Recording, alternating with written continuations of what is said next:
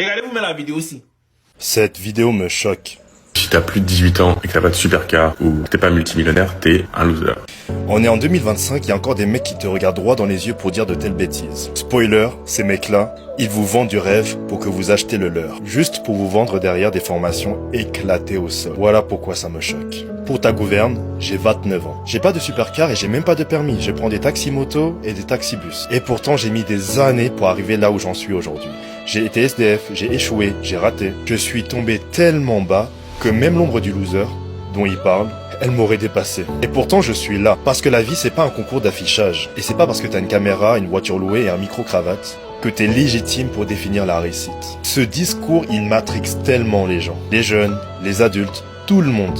Les gens perdent la notion de la réalité. Ils voient sans cesse des vidéos avec des mecs avec de belles montres, des Lambo, des penthouses, et personne ne montre le processus. Personne ne montre le travail. Personne ne montre les nuits où t'es au fond du gouffre ou quand t'as tout perdu. Aujourd'hui, c'est ça le problème. Tout le monde veut un super salaire, un temps partiel, avoir le week-end et leur liberté directement. Pourquoi?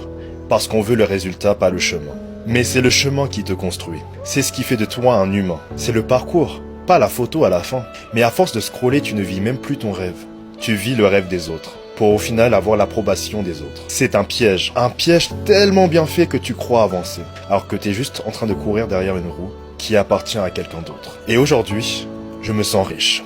Pas parce que j'ai une voiture, pas parce que j'ai un garage rempli, mais parce que je peux enfin manger ce que j'aime, quand je veux, où je veux, peu importe si c'est simple ou sentimental. Je peux m'asseoir où je veux, même ici.